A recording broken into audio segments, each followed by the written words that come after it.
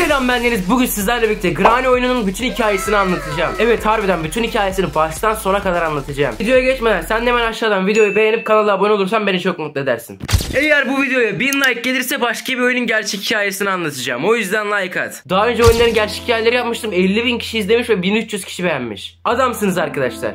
Oyuna karanlık bir ormanda başlıyoruz. Biraz ileride ise bir ev olduğunu fark edip araştırabilmek için eve doğru yürüyoruz. Neden? Biz malız. Fakat birazcık çıtırtı ses falan duyuyoruz ve Granny bir anda bizi yakalıyor ve kafamıza vurarak bizi bayıltıyor. Evde ise uyanıyoruz ve masanın üstünde 5 gün yazısı görüyoruz. Yani Granny diyor ki sana 5 gün veriyorum, kaç kaçabilirsen. Çekmecede ise bu evi terk et yazısı var ve kanla yazılmış. Bu da demek oluyor ki Granny'nin kaçırdığı ilk kişi değiliz. Ve bizden önce de birçok kişiyi kaçırmış ve onlar da bu evden kaçmaya çalışmış. Sonra ise evi incelemeye çalışıyoruz. Fakat dişleri çürük, saçları dökülmüş, insana hiç benzemeyen ve elinde kanlarla kaplı bir sopa olan Granny ile ilk kez karşılaşıyoruz. Granny'nin ilk yakaladığı kişi biz değiliz yani. Birçok kişiyi yakalamış ve öldürmüş. Öldürme şekillerinden biri ise giyotindir.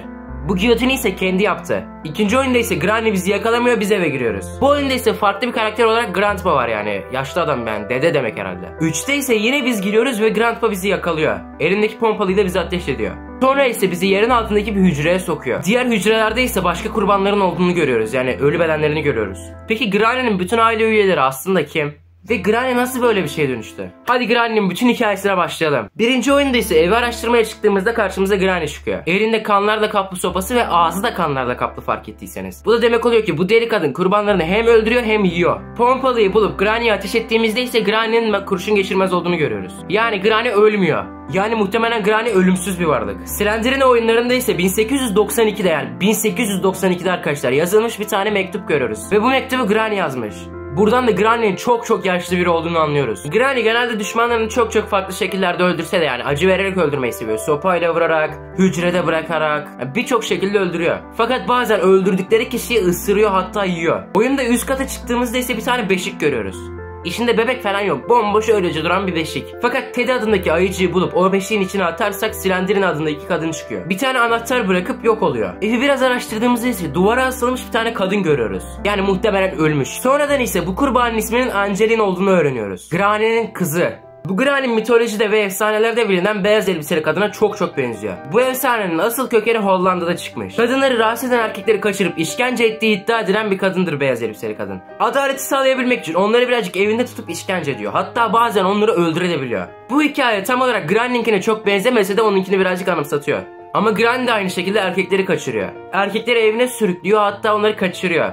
Ve evden kaçabilmeleri için onlara 5 gün veriyor. Ve onlara mental ve fiziksel olarak işkence uygulamak Granny'nin çok hoşuna gidiyor. Fakat en sonunda ise onları öldürüyor. Hatta bu deli Granny kızını bile duvara asıp öldürmüş. Peki Granny neden Angelina'yı öldürmek istesin ki? Kendi kızı sonuçta. Slenderine'nin çocuğunun olduğu o oyunun sonunda bir tane günlük buluyoruz. Bu günlük ise Slenderine'nin evinin bütün hikayesini anlatıyor. Ve babalarının da nasıl öldüğünü anlatıyor.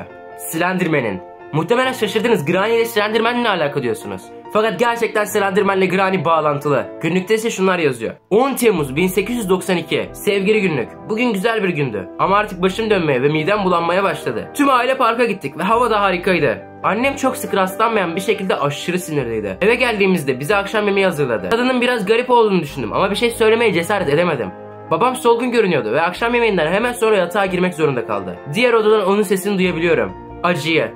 Kendimi daha da yeni hissediyorum. Şimdi başım dönüyor. Burada Angelina'nın hem Slenderine'nin annesi olduğunu hem de Granny'nin kızı olduğunu anlıyoruz. Angelina'nın ise hem Slenderman'in hem de Slenderine'nin ölümünden suçlu olduğunu görüyoruz. Bu da muhtemelen Granny'yi çok sinirlendi. Ve Granny onu yakaladı, duvara astı. Angelina ise orada ölene kadar durdu.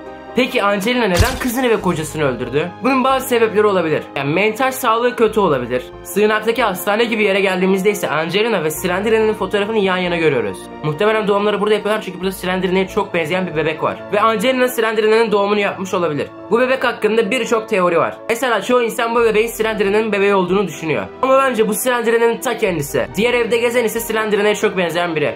Bu ailenin de çok sağlıksız ve garip bir aile olduğunu anlıyoruz. Slenderine'ye benzeyen bir tane efsane daha var. Bir tane kadın sadakatsiz erkekleri evine kaçırıp onları zorla evinde tutuyormuş. Kadın dedim, pardon, kadın değil, bir ruh. Ve onları öldürüyor. Belki de bu Slenderine çocuğunu kaybedip kalp krizinden ölen bir kadın olabilir. Ve bir şekilde Slenderine çocuğunu bulmaya çalışıyor. İnsanlar falan da öldürüyor bunu yaparken. Slenderine'nin yatağına ise ayıcıyı bıraktığınızda bir anda ortaya çıkıyor. Yani ayıcıyı bırakmanız onun için iyi bir şey. Yani ayıcıyı oraya koymanız Slenderine için iyi bir şey oluyor. Sanırım bu ayıcık Slenderine'nin çocuğuna ait olabilir. Ayıcıyı aldığınızda ise Granny'nin parlayan kırmızı gözleri oluyor. Bu da Granny'nin Slendrine'yi ve Slendrine'nin çocuğunu çok önemsediği anlamına geliyor. Evi biraz daha araştırdığımızda bir sürü not buluyoruz. Hadi Granny'nin eski kurbanının yazdığı bir mektubu okuyalım. Bu evde 5. günüm. Nereye gitsem peşimden koşuyor. Oldukça sarhoşum ve vücudum acıyor. Bu evde uyanmadan önce hatırladığım tek şey araba kullanırken aniden arabamın bozulması. Sorunun ne olduğunu görmek için dışarı çıktığımda ise biri aniden kafama vurdu. Ön kapının bir çift kilidini açmayı başardım ama hepsi bu. Bunu neden yapıyor ki? Umarım kimse benim yaşadığım şeyi yaşamaz. Eğer buradan sağ çıkamazsam ve biri bu meşazı bulursa, bazen meyvelerin içinde menteşeler sakladığını fark ettim. Yani bize not veriyor. Granny kurbanlarını kaçırarak evine sokuyor. Fakat 3. oyunda böyle olmuyor. Eve biz kendimiz giriyoruz. Neyse bunu sonra anlatırım. Muhtemelen evdeki araba ve pompalı eski kurbana ait. Granny bize evden kaçabilmek için umut vermeyi çok seviyor. Arabayı da tamir edebilmemiz için eve bir sürü parça bırakmış. Fakat arabayı tamir edip kaçmaya çalıştığımızda ise ne görelim, garajın kapısını tuğlayla kaplamış. Yani Granny o arabayı oraya bilerek koydu ve arabanın parçalarını da eve dağıttı. Kurbanlarıyla oynayabilmek için. Oyunun sonunda ise Granny'nin yanında Teddy ayısını görürüz. Arkasında ise Slendrine duruyordur. Bu da demek oluyor ki bunlar kurbanlarına acı çektirirken beraber çalışıyorlar. Fakat 1. oyunda Slendrine bize hiçbir şey yapmıyordu. Çünkü biz ona saygı gösterdik. Çocuğunun ayıcını onun beşiğine bıraktık. Ve oyunda bize bulaşmadı. Hadi biraz da 2. oyun hakkında konuşalım. Bu oyunda 1. oyuna kıyasla birçok karakter ve birçok canavar var. 1. oyuna kıyasla 2 tane düşmanımız var. Grandpa ve Granny. Dede evde bir tane levye ile geziyor. Bu dedeye de Granny gibi mermi işlemiyor. Evi biraz araştırdığımızda ise bir tane tabut buluyoruz. Tabutu açtığımızda ise içinde Liev adında Slendrine'nin kocası çıkıyor. Ve kendisi bir vampir bu arada. Slendrine'nin kocasını Slendrine ile olan bir tane fotosuyla biliyoruz. Çocuklarıyla beraber bir tane foto çekilmişler. Fakat çocuk kötü bir şekilde örümceğe dönüşmüş. Yani örümcek şeklini almış. Bir süre sonra bu çocuğu hücrede buluruz. Bize ne yapalım, gidiyoruz çocuğu öldürüyoruz. Slendrine'nin ruhu ise ortaya çıkıyor ve gözleri kıpkırmızı bir şekilde bize bakıyor. Oyundaki diğer büyük değişim ev. Bu ev 1. evden çok farklı. Evin içinde bir tane göl gibi bir yer var. Ve gölün içinde bir tane canavarımsı ahtapot var ve bizi yiyor. Evde ise bazı notlar buluyoruz ve bu hayvanın Granny ve Grandpa'nın hayvanı olduğunu öğreniyoruz. Evcil hayvanı. Bunu koruyucuları olarak kullanıyorlar ya da öylesine besliyorlar. Oyunda ise Granny'yi arabanın içinde görüyoruz. Bu da 1. oyunda söylediğimiz teoriyi doğruluyor. Granny düşmanlarını yakalıyor ve arabalarını çalıyor. 3. ev ise çok daha farklı. Otomatik açılan kapısı var, otomatik açılan köprüsü var, hatta kameralar bile var. Yani kurbanların kaçması çok daha zorlaşıyor. Yetkililer tarafından yakalanmamak için bir sürü konum değiştiriyorlar. Yani evlerini sürekli değiştiriyorlar. Evleri de genelde kurbanların kaçması zor olsun diye çok tenha yerlerde seçiyorlar. Bu oyunda ise eve biz giriyoruz, Grandpa bizi ateş ediyor ve bizi bir hücreye götürüyor. Buradan da Granny'nin sebepsizce insanları yakaladığını anlıyoruz. Muhtemelen adamın arabası arızalanmış ve yardım için Granny'nin evine girmiş. Bu oyunda ise Teddy ayıcını Slendrine'nin beşiğine koyarsak Slendrine bize yine kaçış anahtarı veriyor. Fakat normalde Teddy ayıcını oraya koymazsanız Slendrine bütün oyun boyunca sizi yakalamaya çalışıyor Granny ile beraber.